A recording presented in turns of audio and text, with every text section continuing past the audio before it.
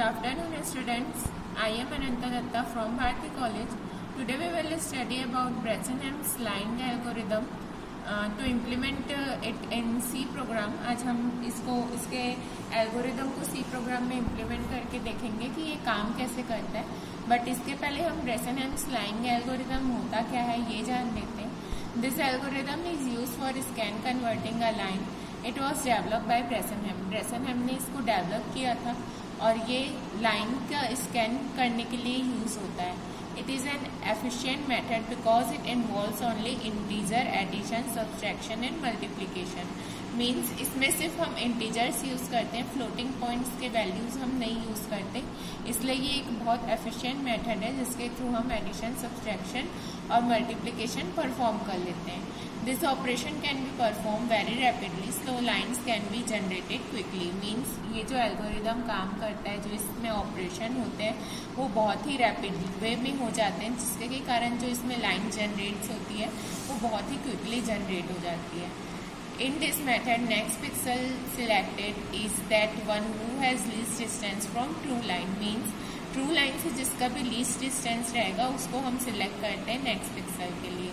इसका जो मेथड है वो मेथड ये है कि हम पहले एज्यूम करते हैं पिक्सल को. जैसे कि मान लीजिए आपने एक पिक्सल लिया P1 जिसके के अंदर X1 Y1 के वैल्यू है, तो हम उन पिक्सल पे वर्क करते हैं और उसके बाद एक पिक्सल को एक टाइम पे हम पोजीशन करते हैं और उसके बाद फिर हम नेक्स्ट पिक्सल को डायरेक्ट करते हैं. जैसे कि मान लीजिए आपने P2 ले लिया X2 Y2.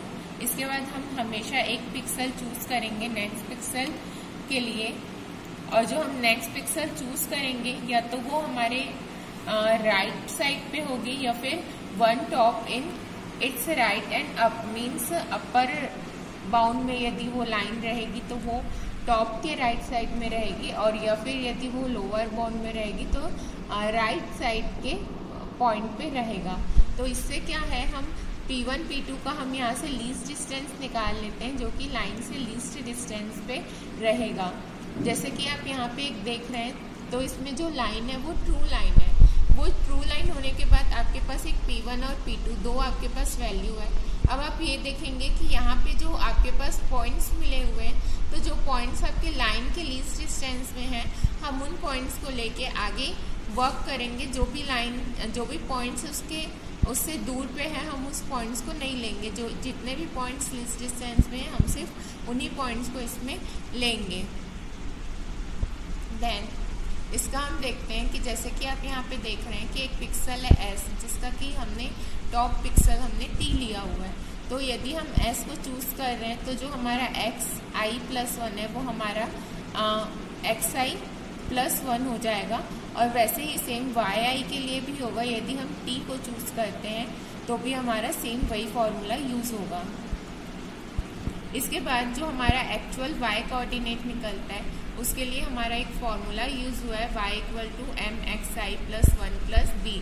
मीन्स इसमें जो हमारा m रहता है वो स्ट्रेट लाइन ऑफ स्लोप रहता है जिसका भी फॉर्मूला ∂y/∂x होता है. उसके बाद जो एक्चुअल डिस्टेंस रहता है y डायरेक्शन से उसको हम लोग s=y−yi लेते हैं, और जो t डायरेक्शन से एक्चुअल लाइन रहता है उसको हम t से कंसिडर करते हैं. बट अब यदि हमको इस s और t के बीच की वैल्यू निकालनी है, उन दोनों के डिफरेंस बिटवीन उन दोनों के डिस्टेंस वैल्यू हमको निकालनी, तो हम s-t करते हैं. जिसमें कि यदि s-t की जो वैल्यू आती है वो हमारी 0 से छोटी होती है तो हमारा जो t का वैल्यू रहता है वो ग्रेटर रहता है, और यदि s-t की वैल्यू बड़ी रहती है तो हमारा s पिक्सल के लिए t का वैल्यू ग्रेटर रहता है. तो यदि हम यहाँ से क्लोजेस्ट पिक्सल निकालेंगे तो हम s-t का डिफरेंस निकालेंगे ये फॉर्मूला को यूज करके, जिसमें कि s-t का हम डिफरेंस फाइंड आउट हो जाएगा. इसके बाद हम m की वैल्यू निकालेंगे ∂y/∂x करके. अब हम इसका एल्गोरिदम समझेंगे कि एल्गोरिदम कैसे वर्कआउट करता है.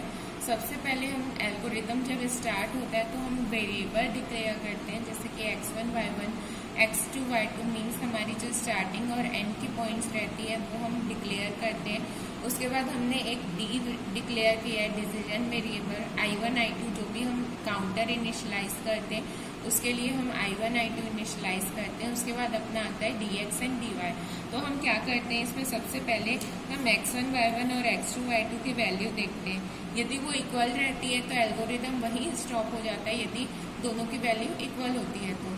और यदि इक्वल नहीं होती है तो हम आगे जाते हैं। आगे जाके यदि हमारी दोनों की वैल्यू डिफरेंस होती है तो उसके बाद हम डेल ऑफ x और डेल ऑफ y निकालते हैं। डेल ऑफ x और डेल ऑफ y कैलकुलेट करने के लिए हम x2 minus x1 and y2 minus y1 करते हैं, जो कि हमारा, जिससे कि हमारा डेल ऑफ y और डेल ऑफ x कैलकुलेट हो जाता है। उसके बाद हम इनिशियल पॉइंट को इनिशियलाइज करते हैं, जैसे कि x को x1 से और y को y1 से। इसके बाद फिर हम कैलकुलेट करते हैं एरर, जिसको कि यहाँ पे I से कैलकुलेट किया हुआ है एरर को 2 del y minus del x। इससे हम एरर कैलकुलेट करते हैं। यदि हमारे पॉइंट्स में कोई भी एरर रहता है तो हमको इसके थ्रू वो पता चल जाता है। Then after I equal to 1 हम यहाँ पे इनिशियलाइज करते हैं काउंटर। उसके बाद हम प्लॉट करते हैं x और y की वैल्यू को, जिसमें कि हम E को, जो हमने एरर कैलकुलेट किया था, उसको हम चेक करते हैं। यदि हमारा जो E का वैल्यू है वो स्मॉल रहता है, E का जो वैल्यू है वो स्मॉल रहता है 0 से, तो फिर हम उसमें y की वैल्यू फाइंड आउट करते हैं y+1 और E एरर हम फिर से कैलकुलेट करते हैं E माइनस 2 del x। और यदि हमारा y का वैल्यू छोटा रहता है तो फिर हम सीधा x कैलकुलेट करते हैं। x को इंक्रीमेंट करते हैं 1 से और फिर से हम एरर कैलकुलेट करते हैं E+2 del y से। हम ये एल्गोरिदम तब तक के कंटिन्यू करते रहते हैं जब तक कि हमको हमारी एंड पॉइंट्स नहीं मिल जाती। जो हमने x2 y2 लिया था वो हमको जब तक के नहीं मिल जाता, हम तब तक के उसको कैलकुलेट करते रहते हैं। और I को हम इनिशियलाइज जो किए थे काउंटर को, हम उसको I+1 से इंक्रीज करते रहते हैं। देन हमारा एल्गोरिदम स्टॉप हो जाता है। अब हम एल्गोरिदम कैसे वर्क करता है ये देख लिए। अब हम इसके एडवांटेज और डिसएडवांटेज देखेंगे कि इसके क्या क्या एडवांटेजेस हैं। तो सबसे पहले इसमें लिखा है that it involves only integer arithmetics, so it is simple.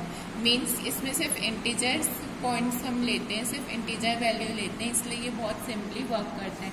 जैसे कि जो हमारा DDA एल्गोरिदम था, DDA एल्गोरिदम में हम फ्लोटिंग पॉइंट्स की वैल्यू रहते थे, जिसके लिए उसको हम कैलकुलेट करने के लिए वो टाइम कंज्यूमिंग हो जाता था।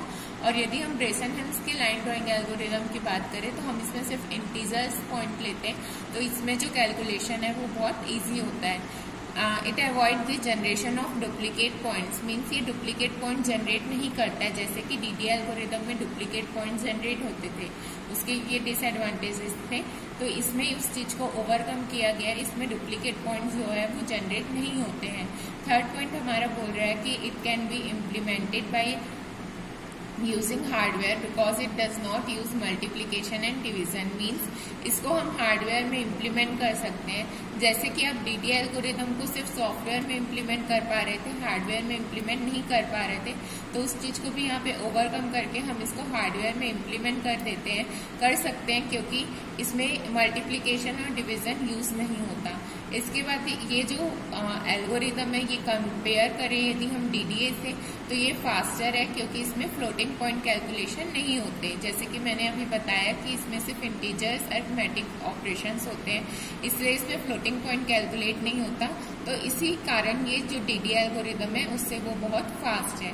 इसके बाद यदि हम डिसएडवांटेज की बात करें तो डिसएडवांटेज में एक पॉइंट है, this algorithm is meant for basic line drawing only. Initializing is not a part of Bresenham line algorithm. So to draw a smooth lines, you should want to look into the different algorithm. Means ये सिर्फ एक basic जो हम normally line drawing algorithm हम use करते हैं, ये सिर्फ उसी के लिए काम करता है। यदि हमको एक एकदम स्मूथ लाइंस ड्रॉ करने तो उसके लिए हमको किसी डिफरेंट एल्गोरिदम में प्रोसेस करना पड़ेगा। ब्रेसेनहेम लाइन ड्राइंग एल्गोरिदम के थ्रू हम कोई भी स्मूथ लाइन ड्रॉ नहीं कर पाते, तो ये इसका एक डिसएडवांटेज है। तो हमने अभी देखा कि ब्रेसेनहेम एल्गोरिदम लाइन एल्गोरिदम कैसे वर्क करता है, उसकी डिसएडवांटेज एडवांटेजेस क्या है। अब हम एक प्रोग्राम के थ्रू देखते हैं कि ये कैसे वर्क करता है। सबसे पहले हमने कुछ हेडर फाइल्स लिखी है, जैसे कि stdio.h, conio.h, max.h और graphic.h। तो ये कुछ लाइब्रेरी के इनबिल्ट हेडर फाइल्स हैं जिसको कि हम यूज कर लेते हैं, लाइब्रेरी फंक्शंस है ये। इसके बाद हम वॉइड मेन है जहाँ से हमारा मेन फंक्शन स्टार्ट है। तो यहाँ पे हमने इंटीजर वैल्यूज ली हुई है, x a y, x b y b means y1 y2 और x1 x2 की वैल्यू ली हुई है। उसके बाद डेल एक्स डेल वाई लिया हुआ है। उसके बाद एक पॉइंट है और जो भी हमारा डी वाई और हम डी एक्स निकालते हैं उसके लिए हमने वैल्यू लिया हुआ है। तो इसके बाद हम प्रिंट कराते हैं एक्स ए वाई और एक्स बी वाई बी की वैल्यू। उसके बाद हम उस चीज़ को स्कैन कराते हैं, जो भी हमने पॉइंट्स लिया हम उसको रीड कराते हैं सिंपली। उसके बाद हम डेल ऑफ एक्स और डेल ऑफ वाई निकालते हैं, x b minus x a and y b minus y. इससे हमारा डेल एक्स और डेल वाई निकल जाता है। उसके बाद जैसे कि मैंने कहा था हम एरर कैलकुलेट करेंगे, तो एरर कैलकुलेट करने के लिए हमने यहाँ पे पी लिया हुआ है, P equal to 2 del y minus del x. तो यहाँ से हम एरर कैलकुलेट करेंगे। उसके बाद जैसे कि मैंने कहा था हम इफ और एल्स कंडीशन चेक करेंगे। तो यहाँ पे यदि इफ में हमारा एक्स से लार्ज है एक्स बी से, तो फिर हम इफ के अंदर जाएंगे जहाँ पे कि हम एक्स को एक्स बी से और वाई को वाई ए से इनिशियलाइज करेंगे। उसके बाद यदि कंडीशन फॉल्स होती है तो हम एल्स पार्ट में जाएंगे जहाँ की हम एक्स को एक्स से और वाई को वाई ए से इनिशियलाइज करेंगे। उसके बाद हमारा लूप चलाएंगे हम, वाइल लूप कब तक के चलेगा, जैसे कि हमारी पी की जो वैल्यू है मीन्स जो हमारा एरर है वो यदि 0 से ग्रेटर है तो उसके लिए हम इफ कंडीशन में जाएंगे, नहीं तो हम वाई में जाएंगे, वाई को इंक्रीमेंट करेंगे और जो हमारी लाइन रहेगी पुट पिक्सल में हम लाइन डिफाइन कर रहे हैं एक्स वाई और ब्लू कलर में लाइन जनरेट होगी और एक्स वाई मीन्स जो हमारी पॉइंट्स रहेगी वो पॉइंट्स है। उसके बाद हम गेट सी एच स्क्रीन को होल्ड करने के लिए यूज होता है। इसके बाद हम इसको कंपाइल करेंगे।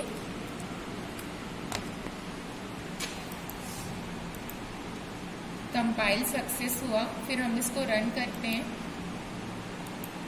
अब यहाँ पे हमको एक्स वाई की कोऑर्डिनेट्स लेनी, तो हमने एक्स वाई की कोऑर्डिनेट्स ली हुई है।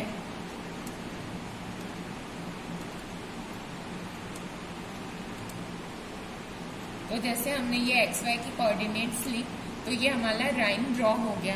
तो हमने ये देखा कि ब्रेसेनहेम्स लाइन ड्राइंग एल्गोरिथम कैसे वर्क करता है और उसके हम कैसे सी में इम्प्लीमेंट करते हैं।